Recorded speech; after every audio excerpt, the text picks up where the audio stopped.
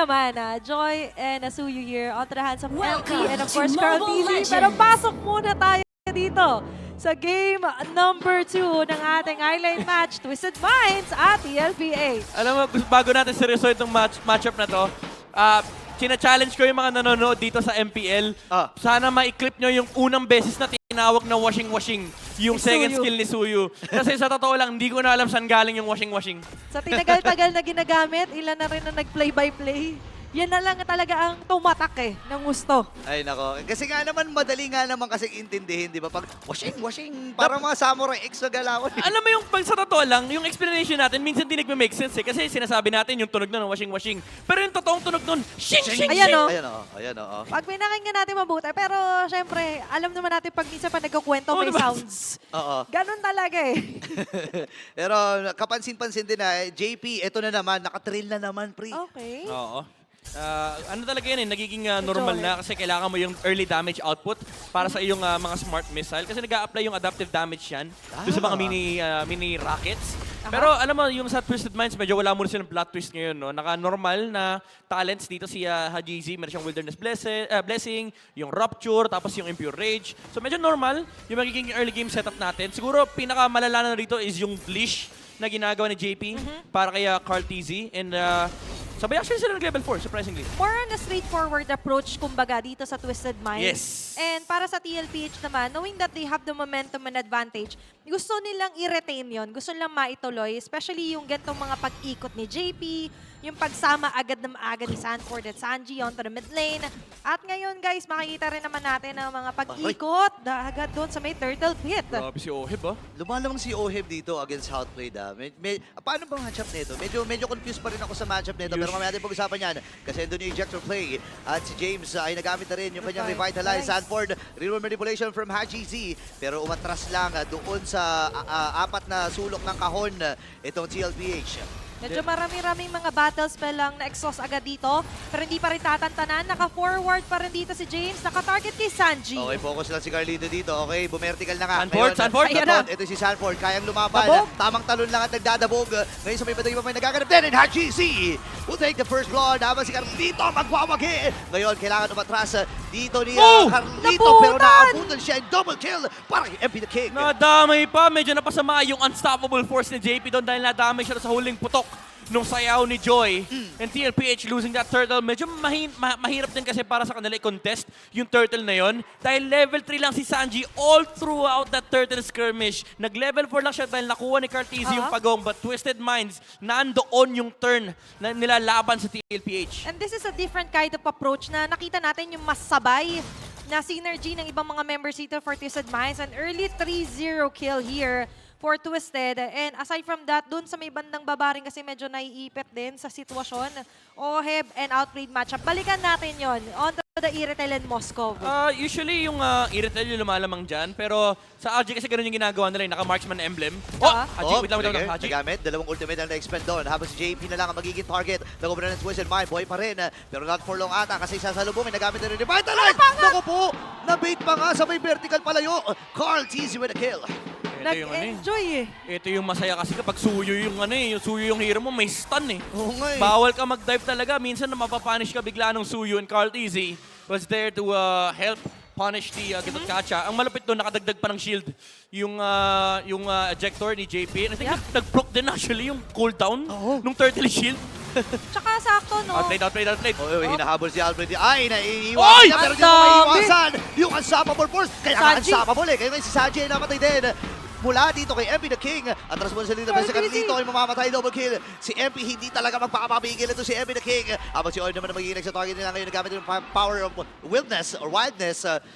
Lalayo muna dito ang Team Liquid. Ito na yung plot twist na inihintay nyo, Liquid. Kala nyo kayo lang kaya mag-express. Pues Twisted Minds. Kayang-kaya din nila ng early aggression. Maaga pa lang, suntukan na kagad 5 membro yung umabot doon sa baba. Wala silang pake sa top lane. At maganda dito, nagkakaroon sila ng clapback kay Carl TZ, di ba? As we all know, ito yung few heroes talaga na kompleto na yung kit. But once na-exhaust kasi, you have to time it right. Kapag after ng washing, medyo may vulnerable na ilang segundo, split second nga lang na pwede mong abutan talaga dito isang Suyu. But speaking of vulnerability, medyo vulnerable dito si Sanford. Ay, hindi, si James ang nawala. wala. Hindi nakasapak itong si James. Ngayon si Sensui na magiging target. Carlito pa rin ang magwawagi. Grabe With a soul naman. sever. Ngayon nagamit din yung Oheb! Si ngayon hahabulin pa rin sa din ni Oheb, Sanford at may ibig si Sensui sa may bandang harapan at makakatatlo ang kupunan ng Team Liquid. Grabe, itong match na to, parang yung Liquid kalaban nila yung sarili nilang version dati. Oo. Yung bigla-bigla na nagiging aggressive, pero sabi ng TLPH, ang lamang talaga dito is yung ube. Sama-sama sila. Sabi nila, ilang beses kaming tinalo nito eh. But on the side note, with that skirmish or with that last team fight, naipantay na ng TLPH yung ating kill score. 5-5. Ngayon, taking the lead on to gold, although 1.2k gold lead pa lang naman yan. But this just shows na parang na-realize nga na parang salamin ang ating kaharap. Oo, pagpasok ni James, nagulat siya, 5 yung sumambulat sa kanya eh. Hindi, Surprise! hindi nga nakatakbo to. Ngayon, hindi na naman makakatakbo to, men. Sinasabi pa lang natin si James. Nasa kanya na naman ang target. Oh! Sensui may aabutan. Ayun, nahulit, namatay. Itong si Sanji. Umabol pa rin si JB. Meron pa ba siyang ejector? Ngayon, pinaghampas na ng kubunan ng Team Liquid PH. At ang pinipilit lang ni Sensui makasurvive. Pero hindi niya magagawa yon. Team Liquid Philippines lamang na ng 1.8k. Nakita natin kung paano na balanse kanina ng Twisted Minds.